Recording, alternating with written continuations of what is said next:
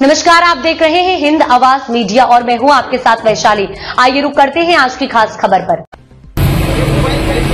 भारत माता की जय, भारत माता की जय, वंदे मातरम, वंदे मातरम, जय जय श्री राम, जय श्री राम, जय जय श्री राम, जय श्री राम, हर हर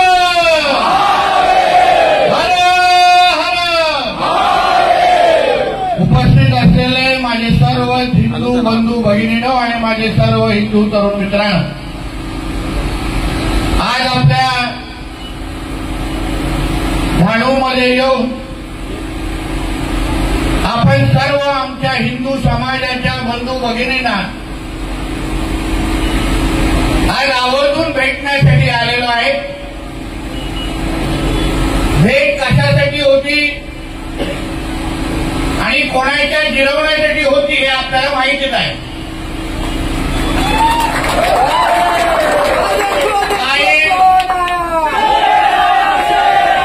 काही लोक इथे लायकीप्रमाणे जास्त गोळा व्हायला लागलेले आहे,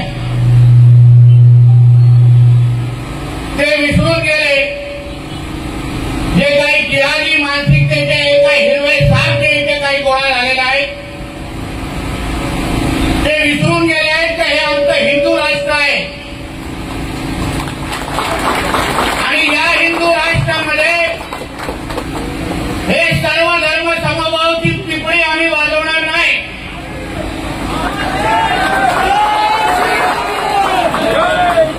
हे गंगा जमुना तहजीब टाका कुठला तरी भोकाट आमच्या इथे चालणार नाही। या हिंदू राष्ट्रामध्ये पहिलं हिंदूंचं हित बघितलं जाणार आणि मग सगळ्या जणांना मोजला जाणार। आणि आज या महाराष्ट्रामध्ये हिंदुत्वाने विचाराचं सरकार तुमच्यासारख्या असंख्य हिंदू समाजाच्या लोकांनी निवडून दिलेलं आहे। मी इथे कुठला आमदार किंवा मंत्री म्हणून तुम्हाला भेटायला आलो नाही, पण एक हिंदू म्हणून तुम्हाला ताकद देण्यासाठी आलो हे लक्षात ठेवा।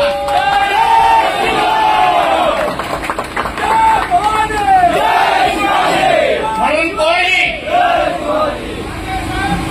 जे कोण माझं भाषण ऐकत असतील, कारण का मला माहिती आहे मस्जिद में छुप छुप के हमारा भाषण सुनते हैं सब लोग।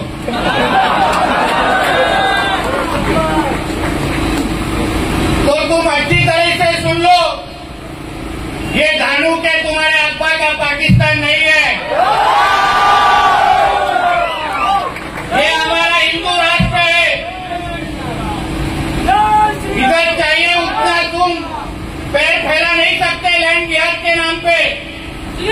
छत्रपती शिवाजी महाराज जिथे पाहिजे तिथे तुम्ही तुमच्या खडगा उभे करू नाही शकत, जिथे पाहिजे तिथे मदार उभे करू नाही शकत। आमच्या या हिंदू राष्ट्रामध्ये डॉक्टर बाबासाहेब आंबेडकरांचं संविधान चालणार, तुमच्या शरिया लागू कायदा नाही लागणार इथे। ते शरिया कायद्याची एवढी तुम्हाला खात असेल ते जावा तुमच्या इस्लामाबाद कराचीमध्ये, तुमच्यासारखी घाण आम्हाला इथे नको आहे। इथे राहायचं असेल तर डॉक्टर बाबासाहेब आंबेडकरांचं संविधान माना।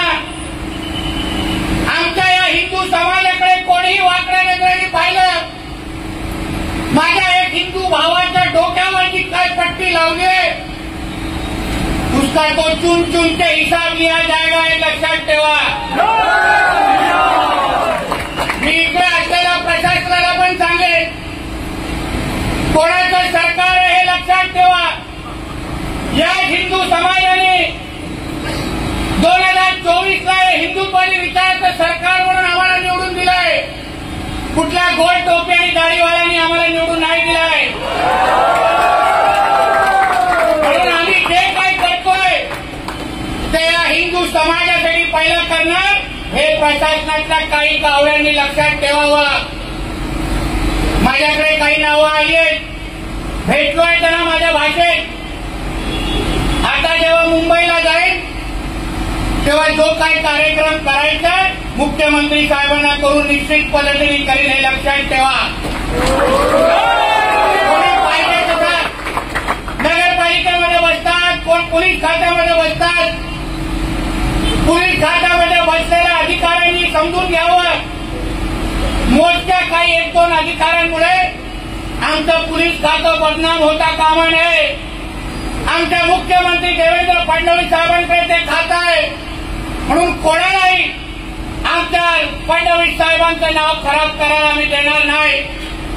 म्हणून वेळेत जे काय आता तिथे स्ट्रक्चर बघून आलोय, मदरसाच्या नावाने जे काय खडगं उभं केलंय ते वेळेत अगर उभं केलं नाही तो फिर देवा भाऊ का बुलडोजर इधर आना पडेगा.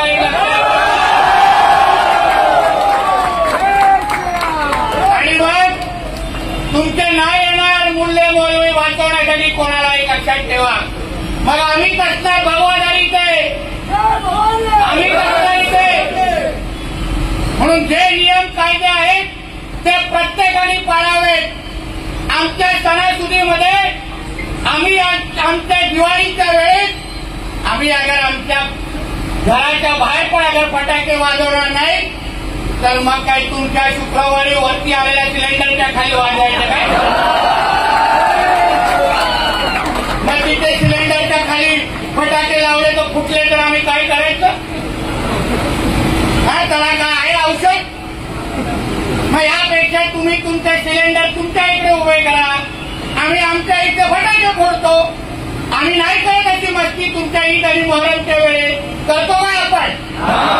गपचूप करतात ना ते लोक त्यांच्या मिरवणुका आणि सगळ्या त्यांचे जुलूस. अगर धारूच्या हिंदू समाजाने ठरवलं तर एक पण इथे जुलूसची मिरवणूक निघणार नाही, एवढी ताकद त्या सगळ्यांमध्ये आहे. पण आम्हाला वातावरण खराब करायचं नाही. आम्ही तुम्ही जसं आपल्या सणासुदी साजरा करतात, तुमचे ईद आणि मोहरम साजरा करतात, तसं आम्ही पण आमचे दिवाळी आणि आमचे सण साजरा करतो. मग तिथे काही मस्ती होता कामा नये. म्हणून काही गोष्टी मी इथे जेव्हा आलो तेव्हा काही लोकांना समजलं पाहिजे. मी असा येत नाही, मी व्यवस्थित तयारीमध्ये येतो हे लक्षात ठेवा. आणि म्हणून यापुढे माझ्या हिंदू समाजाच्या कुठल्याही माझ्या तरुणाकडे किंवा कुठल्याही व्यक्तीकडे कोणी अगर वाकड्या नजरेने पाहिलं ना तर मग तिसरा डोळा उघडायला लागेल हे लक्षात ठेवा. हे जास्त लोकांना नाही परवडणार. आम्हाला वातावरण बिलकुल खराब नाही करायचंय. म्हणून जे जे अनधिकृत जे काही थडगे मदरसाच्या नावाने बांधून ठेवलंय ते योग्य वेळ काढून टाका. मी इकडच्या प्रशासनाला पण नगर परिषद प्रशासनाला पण सांगेन, कायदा जो तुम्ही हिंदूंना लावता तोच अन्य लोकांना मुसलमानांना तुम्ही लावला पाहिजे. एकाच लोकांना कायदा आणि दुसऱ्या लोकांना सगळं बेकायदा धिंगाणे घालायला नाही द्यायचे इथे. म्हणून ह्या निमित्ताने आपण सर्वजणांना मी एवढाच विश्वास देतो की सरकारचा प्रतिनिधी म्हणून एक हिंदू समाजाचा नागरिक म्हणून तुम्हाला विश्वास देतो की कोणीही तुमच्याकडे वाकड्या नजरेने बघणार नाही. एवढी ताकद तुमच्या ह्या निवडलेल्या सरकारमध्ये आहे. काही चिंता करू नका, तुम्ही बिंदास राहा इथे. कुठले काय मागे पुढे असेल तर जसं आज आलो ते नुसतं ट्रेलर दाखवण्यासाठी आलो, पुढच्या वेळी पिक्चर दाखवण्यासाठी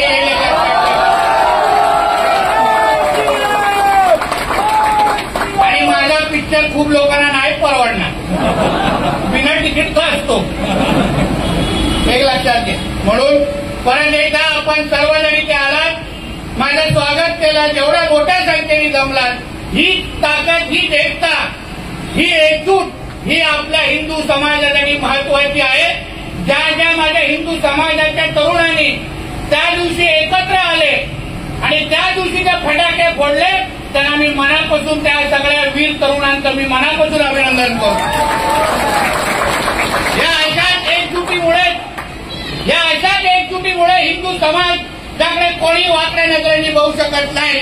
म्हणून परत एकदा आपल्या सगळ्यांचे आभार मानतो, इथेच सांगतो. जय हिंद, जय महाराष्ट्र आणि होत आहे जय जय श्रीराम. सगळ्या जणांनी आपला मोबाईलचा टॉर्च ऑन करा. बोला जय जय श्रीराम, जय जय श्रीराम.